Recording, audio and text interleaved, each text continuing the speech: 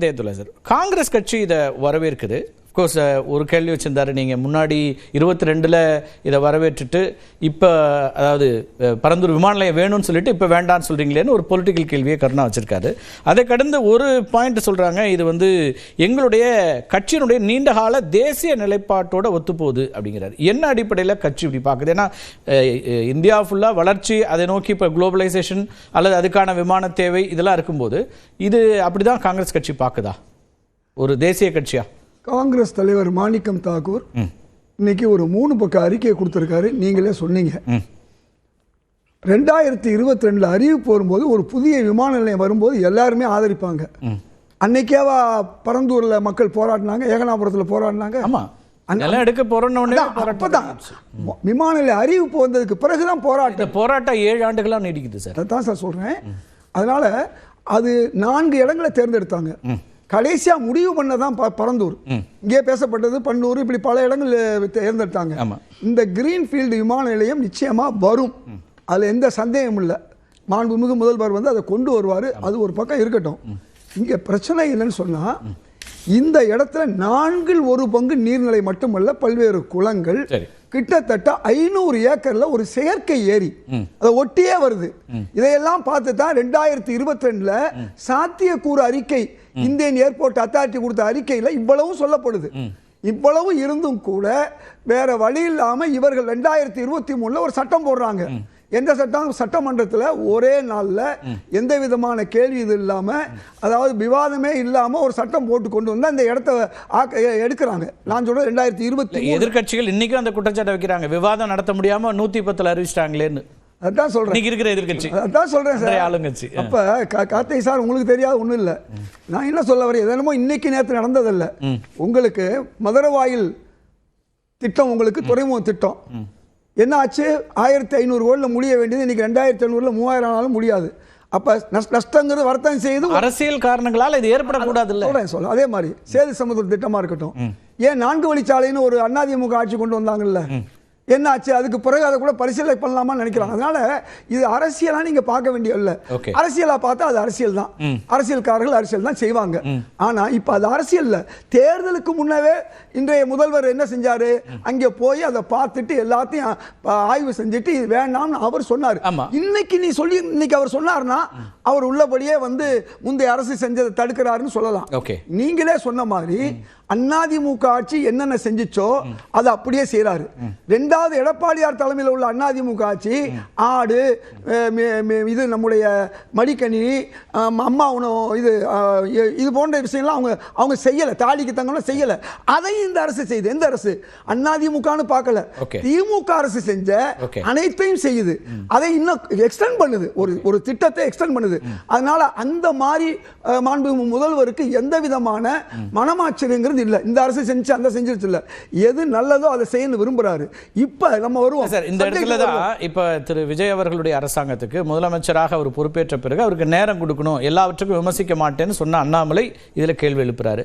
நட்போட இருக்கக்கூடிய அன்புமணி அவர்கள் கேள்வி எழுப்புறாரு. அவரும் வந்து அரசியல் ரீதியா எப்பயுமே கடும் விமர்சனங்களை அவர் வைக்கல, நல்லதுன்னா வரவேற்கிறார். பரந்தூரை எதிர்த்தாரா ஆதரிச்சாரா? பரந்தூரை பொறுத்த வரைக்கும் அவர் என்ன சொல்றாருன்னா, இப்ப அதுல அவர் வந்து பரந்தூரை ரத்து செய்யறத அவர் எதிர்க்கல, ஆனா மாற்று ஏற்பாடு ஒன்றை அறிவித்து விட்டு செஞ்சிருக்கணுமே, கால அவகாசம் கால விரயமாகும், இதை எப்படி ஹேண்டில் பண்ண போறோம்னு கேட்கிறாரு. அவருக்கு தெரிந்தவர் அவர் சொல்றாரு. ஆனா பரந்தூர் திட்டத்தில் அவர் எதிராக இருக்கார். நம்பர் 1. 4 திட்டங்கள் ஏற்கனவே இருக்கு. அவர் எல்லா வழக்கம் தெரிஞ்சவர் தான்.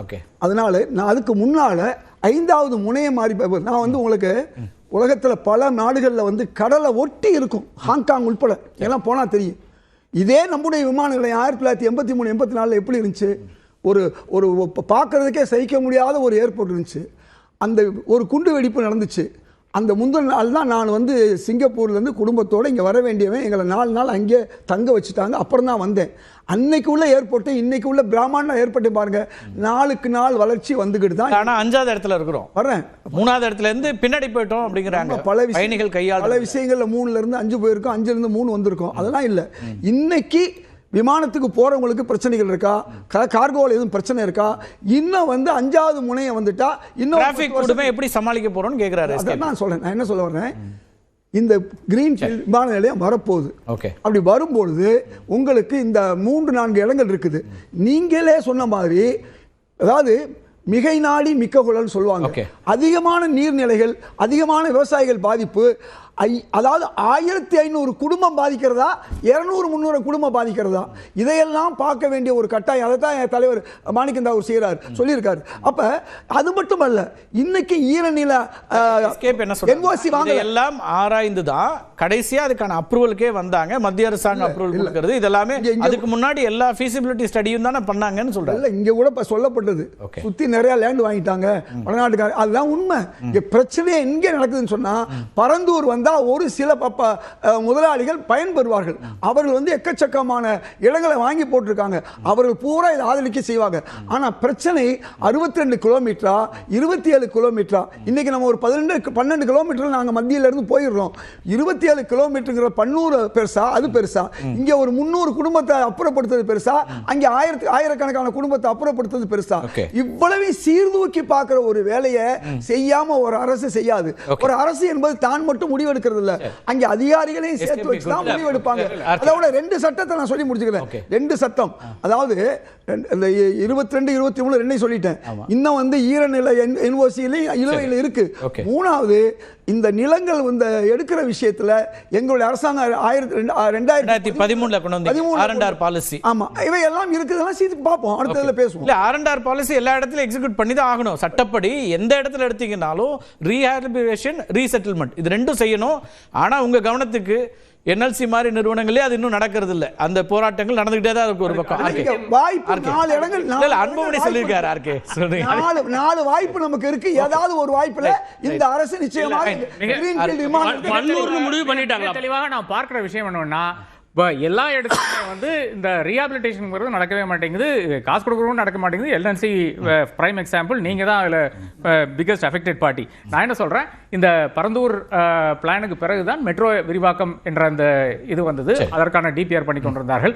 மதுரவாயல் எக்ஸ்டென்ஷன், அதாவது மதுரவாயல் போர்ட் எலிவேட்டர் காரிடார் வந்து ஸ்ரீபெரும்புதூர் மட்டும் டோல் மட்டும் எக்ஸ்டென்ஷன் என்று வந்தது. அப்போ என்ன வருதுன்னு பார்த்தீங்கன்னா, இப்போ சென்னை ஏர்போர்ட்டை வந்து ஏறத்தாழ ஒரு துபாய் ஏர்போர்ட்டுக்கு நிகராக, ஒரு சிங்கப்பூர் ஏர்போர்ட்டுக்கு நிகராக அந்த அளவுக்கு பரந்தூர் ஏர்போர்ட்டாக நம்ம வந்து குரூஷியல் பொசிஷன்ல இருக்கிறோம். தாராளமாக வந்து அந்த மாதிரி ஒரு இடத்துக்கு வந்து கொண்டு நிறுத்தி இருக்கலாம். ஆனால் அதை செய்ய என்ன, ஒரு தேர்ந்தெடுத்த அரசாங்கம் வந்து இப்படி செய்யும் போதுதான், அதாவது ஒரு அரசாங்கம் கொண்டு வந்து, இப்போ ஸ்ரீபெரும்புதூர் ஏர்போர்ட் என்று ஃபர்ஸ்ட் பேசினோம், கிரீன்ஃபீல்ட் அப்ப வர வேண்டியது அது வந்து அடுத்த அரசாங்கம் வந்து ஜெயலலிதா அரசாங்கம் வந்து கேன்சல் பண்ணுது. அதன் பிறகுதான் அவங்க வந்து ஒரு 5 வருஷம் 6 வருஷ காலம் ஒன்றும் பார்க்கவே இல்லை. அதன் பிறகுதான் அவங்க வந்து யோசிக்கிறாங்க ஏர்போர்ட் வேண்டாமான்ட்டு. அப்புறம் தான் திமுக அரசாங்கம் வந்த பிறகுதான் இந்த ஒரு சைட்டை வந்து செலக்ட் பண்றாங்க. அப்ப ஏறத்தாழ ஒரு 26 வருஷ காலம் வந்து ஏற்கனவே நம்ம வந்து வேஸ்ட் பண்ணிட்டோம். இனி இப்போ இந்த எக்ஸிஸ்டிங் சென்னை ஏர்போர்ட் பிரச்சனை என்னன்னு பாத்தீங்கன்னா, போன வருடமே வந்து அந்த ரீசர்வேசிங் பண்ண வேண்டியது பிரைமரி ஏர்போர்ட்டுக்கு. இதுல என்ன பிரச்சனை வருதுன்னு பாத்தீங்கன்னா, அந்த 1230 என்ற செகண்டரி ரன்வே இருக்கு இல்லையா, அதுல வந்து 174 ஆப்ஸ்டக்கிள் இருக்கிறதுனால முழு தூரம் வந்து பயன்படுத்த முடியவில்லை. 2 கிலோமீட்டர் தான் பயன்படுத்த முடிகிறது, 800 மீட்டர் பயன்படுத்த முடியவில்லை என்று 2024 வந்து தாக்கப்பட்ட ஒரு விஷயமா இருக்குது. என்னன்னா, இது டவர் என்னது, அந்த டெலிகம்யூனிகேஷன் டவர் இருக்குது, மரங்கள் இருக்கிறது, பல விஷயங்கள். அது அந்த அரசாங்கமும் செய்யவில்லை, இந்த அரசாங்கமும் செய்யவில்லை. இப்போவும் வந்து செகண்டரி ரன்வேல பெரும் பிரச்சனைக்குரிய ஒரு அது வந்து யூஸ் பண்ண முடியாத ஒரு. அப்ப ஏர் சைடுல முழுக்க பாத்தீங்கன்னா, நீங்க டெர்மினல் வந்து 5வது டெர்மினல் கொண்டு வந்தாலும் ஏர் சைடுல வந்து பெரிய பிரச்சனைகள் இருக்கிறது. நிச்சயமாக இது வந்து இப்ப வந்து இப்ப அந்த ரீசர்வேசிங் பண்ணல என்ற என்னன்னா இருக்கே, இப்ப எல்லா டெக்னிக்கல் பாயிண்ட்ஸும் நம்ம டிஸ்கஸ் பண்றோம்ல, இது எல்லாமே ஒரு ஆய்வுக்கு பிறகுதான் இந்த அறிவிப்புக்கு அரசாங்கம் வரும். அவர் வந்து சொல்றாரு, நான் உரிய அதிகாரிகளோடு பேசினேன், கல்வியாளர்களோடு பேசினேன், இந்த எக்ஸ்பர்ட் கமிட்டியோட பேசிதான் இந்த முடிவுக்கு வந்தோன்றாரு. ஆமா, அவர் என்னன்னா ஒரு எலக்ட்ரல் ப்ராமிஸ், அந்த எலக்ட்ரல் ப்ராமிஸ் வந்து எப்படி வந்து நாம நிறைவேற்ற முடியும்? அந்த இதுல எனக்கு வந்து பிரச்சனையே கிடையாது. நீங்க ஒரு பொலிட்டிக்கல் பார்ட்டி ஒரு பொலிட்டிக்கல் அஜெண்டா எடுத்துட்டு போறீங்க. அந்த பொலிட்டிக்கல் அஜெண்டால வந்து இப்ப எப்படி ஜெயலலிதா வந்து ஸ்ரீபெரும்புதூர் வந்து தூக்கி போட்டாங்களோ அதே மாதிரி இவர்களும் தூக்கி போட்டார்கள். அவ்வளவுதான் இருக்குதே தவிர, இப்போ எந்த ஸ்டேஜில் இருக்கிறது தான் அடுத்த ஒரு பிரச்சனையா இருக்கிறது. இவர்கள் வந்து எத்தனை ஸ்டேஜ் கடந்து வந்திருக்காங்கன்னு பாத்தீங்கன்னா, தாராளமாக இப்போ வந்து first site selection, AAI airports authority of India feasibility feasibility, Okay. Air space assessment, environmental statutory clearances, No, no, no, அப்புறம் no, no, வந்து no. சென்ட்ரல் அப்ரூவல், இல்ல, இல்ல, environment லேண்ட் clearance அக்விசிஷன், வாங்கல.